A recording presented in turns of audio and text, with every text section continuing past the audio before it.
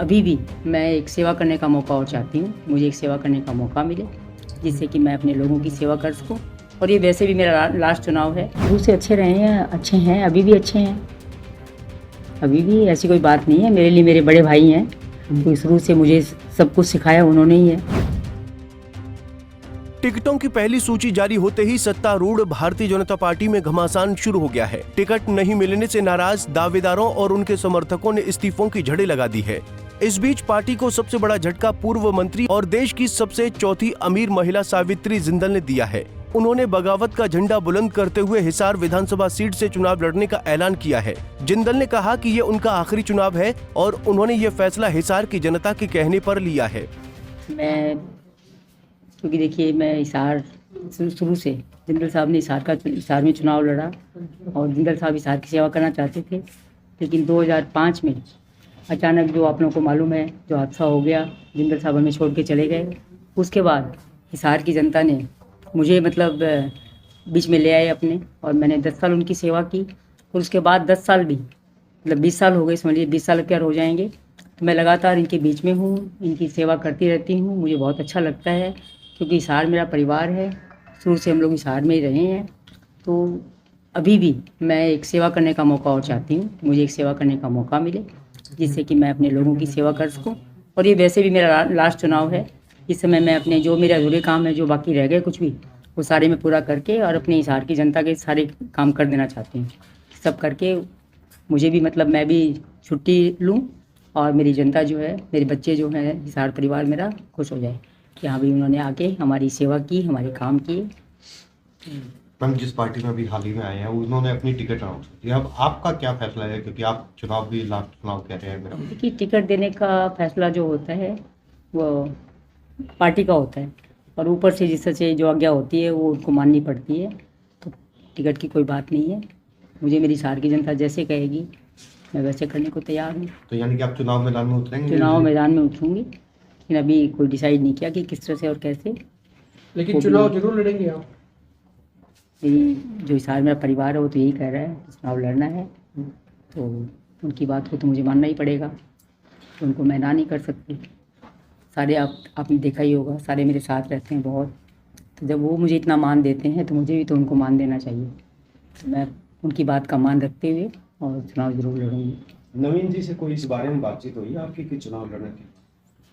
नहीं, ऐसी देखिए, परिवार के बीच में घर में बात तो होती है, लेकिन ऐसी कोई बात नहीं हुई। सबको मालूम है कि मैं अगर एक बार हाँ कर लूँ तो मैं छोड़ती नहीं हूँ फिर। तो मैंने जब ये किया कि मेरे सारे परिवार जो कहेगा मैं वही करूँगी। किसी पार्टी से लड़ेंगे या दलीय लड़ेंगे?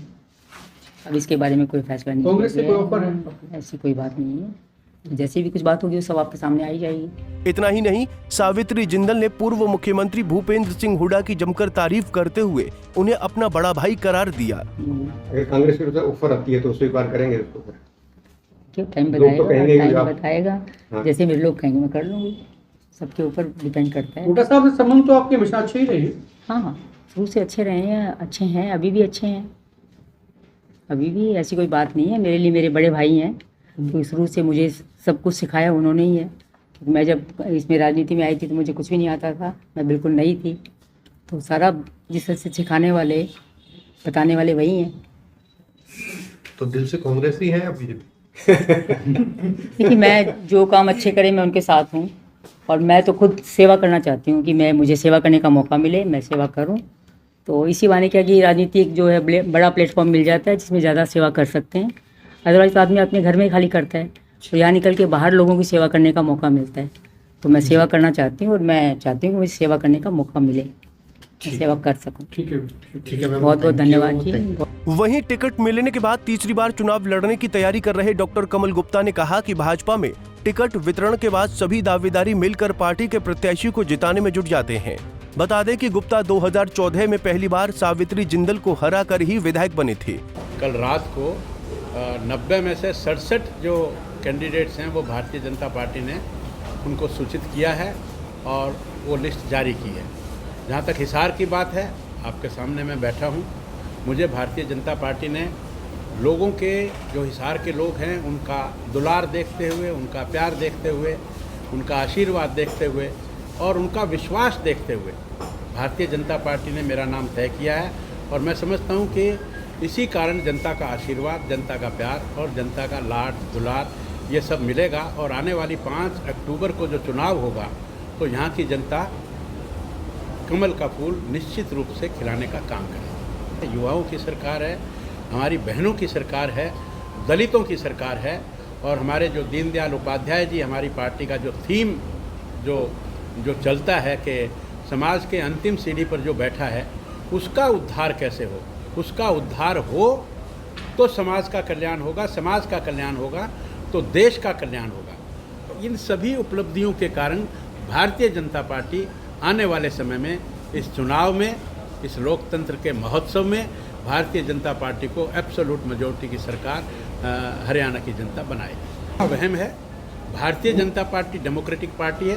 भारतीय जनता पार्टी में अनेक लोग होते हैं जो टिकट के दावेदार होते हैं और ये एक सशक्त पार्टी का प्रमाण भी है कि एक पार्टी में 20 लोग चुनाव लड़ना चाहते हैं। 20 लोग चुनाव लड़ना चाहते हैं, टिकट के लिए अप्लाई करते हैं, 20 लोग दौड़ लगाते हैं, लेकिन जब टिकट उन 20 में से एक को मिल जाती है या 21वें को भी मिल जाती है तो वो 20 एकजुट होकर मुट्ठी बनकर वापस लौटते हैं और जिसको टिकट मिलती है उसको जिताने का काम करते हैं। दरअसल लोकसभा चुनाव के दौरान अपने सांसद बेटे नवीन जिंदल के साथ कांग्रेस छोड़ बीजेपी का दामन थामने वाली सावित्री जिंदल हिसार विधानसभा सीट पर दावा ठोक रही थीं। उन्हें प्रबल दावेदार के रूप में देखा जा रहा था, लेकिन संघ से नजदीकी ने कमल गुप्ता की राह आसान कर दी और बीजेपी ने उन्हें तीसरी बार मैदान में उतार दिया।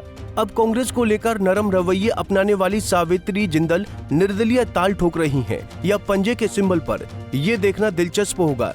उनके इस ऐलान ने बीजेपी की टेंशन जरूर बढ़ा दी है। हिसार से विनोद सैनी, पंजाब केसरी टीवी। हमसे जुड़े रहने के लिए हमारे YouTube चैनल को सब्सक्राइब करें और नई वीडियो की नोटिफिकेशन के लिए बेल आइकॉन को दबाएं। अगर आप ये वीडियो Facebook पर देख रहे हैं तो लाइक जरूर करें और ज्यादा से ज्यादा शेयर करें। धन्यवाद।